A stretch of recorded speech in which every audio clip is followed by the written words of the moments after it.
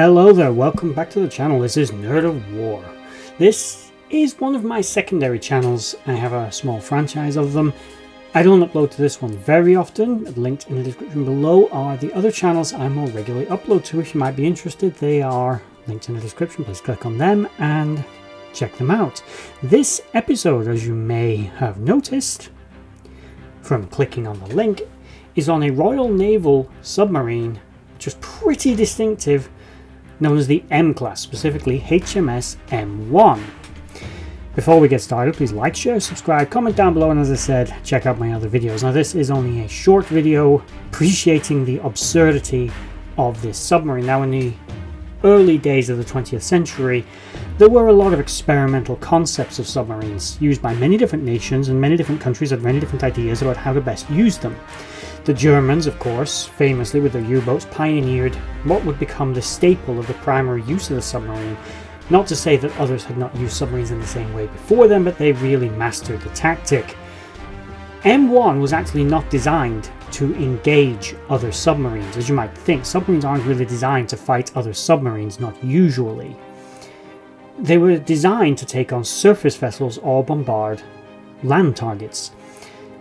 The M class, because of the impressive caliber of gun carried aboard the boat, which was a 12-inch naval gun, which it carried on average 50 rounds of ammunition for, was designed to bombard shore targets as well as take on any target of opportunity, whether this be a mercantile vessel or possibly a surface warship if possible.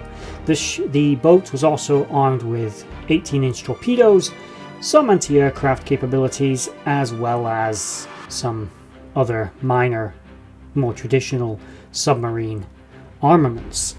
As I said, a lot of people in the early 20th century experimented with different concepts. This was the largest gun ever equipped to any submarine ever. Now there are other nations that experimented with some other interesting ideas, like the Japanese with submarines, such as turning them into aircraft carriers, but the Royal Navy were the only ones ever insane enough to put such a large, probably making it quite top heavy, to be honest, weapon emplacement onto the submarine. Now clearly it functioned perfectly well.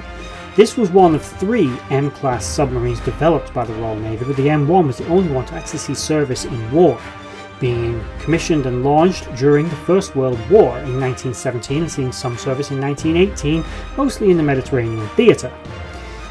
The submarine was capable of 15 knots while on the surface and was capable of about 9 knots ideally when submerged.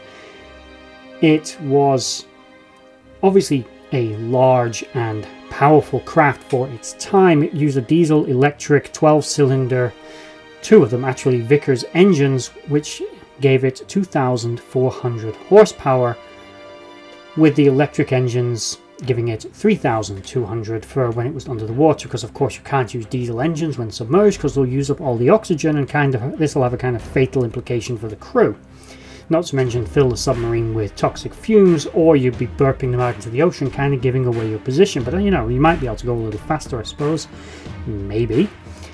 The submarine made it all the way through to 1925, specifically the 12th of November, when the HMS M1 collided with a Swedish ship, the SS Vidar, and I may be pronouncing that incorrectly. Apologies to anyone that can pronounce that correctly. And unfortunately she was lost with all hands. The wreck was not discovered until 1999 at a depth of 240 feet in the English Channel. So that is HMS M1, designed to bombard and attack German emplacements and positions on the mainland, not really designed to engage other surface vessels, but certainly had the firepower to do it if she needed to. A very impressive and absurd craft that I've always loved ever since being a child, when I first came across an image of it in a book that I've got somewhere, where I just saw this insane massive gun mounted on a submarine. I'm thinking, I know submarines carry like 4-inch guns and stuff like that, but that thing looks like a battleship gun on a submarine. Wouldn't be the first time someone tried it, probably wouldn't be the last, but it certainly stands out as a pretty distinctive boat. Obviously this concept was abandoned in later decades as not being terribly useful in war. I just want to take this moment to thank you for watching that video.